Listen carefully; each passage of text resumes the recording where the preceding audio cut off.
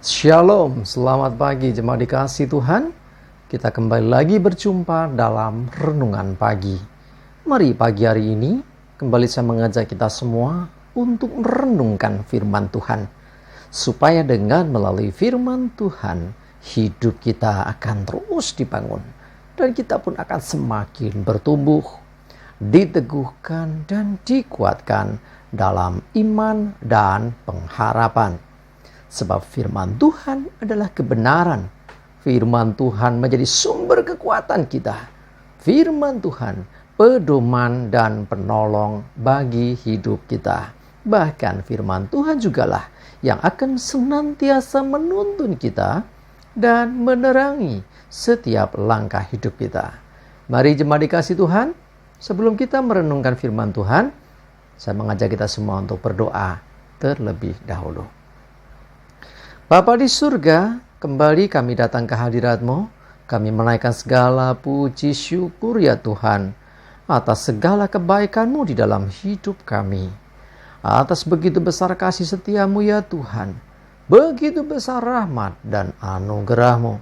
Segala berkat dan kemurahan-Mu, perlindungan-Mu, penyertaan-Mu, pertolongan-Mu, bahkan juga pemeliharaan-Mu atas seluruh hidup kami, sepanjang hidup kami. Terima kasih ya Tuhan. Dan pagi hari ini, kami kembali akan merenungkan firman-Mu. Mari Tuhan, singkapkan, nyatakan kebenaran firman-Mu. Dan Roh Kudus, urapilah kami ya Tuhan, sehingga kami bisa menangkap apa yang menjadi pesan Tuhan bagi kami. Dan kami menjadi mengerti akan kehendak-Mu ya Tuhan. Serta kami dapat melakukan kebenaran firman-Mu dalam hidup kami. Terima kasih ya Tuhan. Di dalam nama Tuhan Yesus kami bersyukur dan berdoa. Amin. Mari jemaat dikasih Tuhan, bersama-sama kita akan buka Alkitab kita. Renungan pagi hari ini saya ambilkan dari Roma 8 ayat 35 sampai 37. Saya bacakan. Siapakah yang akan memisahkan kita dari kasih Kristus? Penindasan atau kesesakan, atau penganiayaan, atau kelaparan, atau ketelanjangan, atau bahaya, atau pedang. Seperti ada tertulis, oleh karena engkau, kami ada dalam bahaya maut sepanjang hari.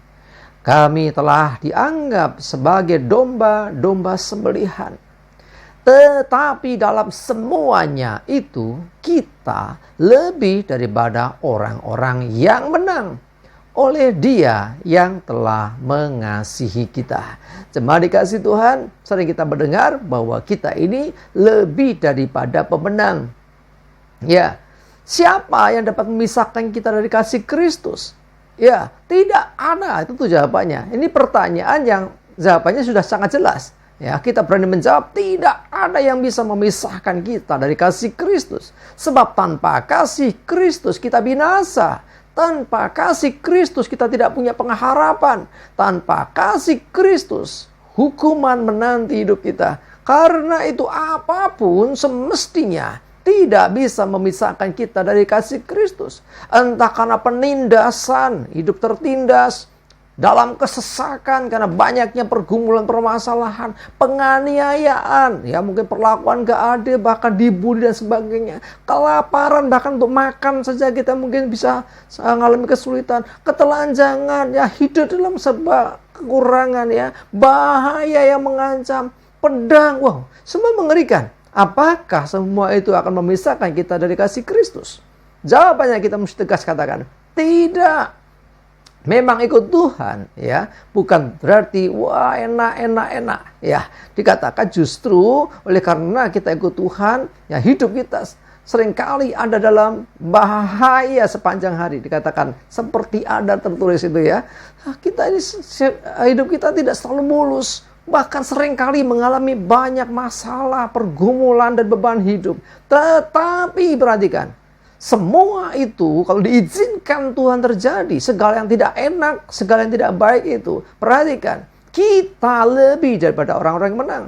dunia menghadapi masalah serupa mungkin. Penindasan, kesesakan, penganiayaan, kelaparan, ketelanjangan, bahaya pedang. Dunia mengalami itu, mereka bisa keluar luar biasa.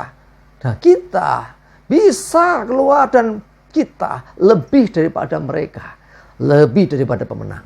Ya, karena apa? Bukan gagah kuat kita sendiri.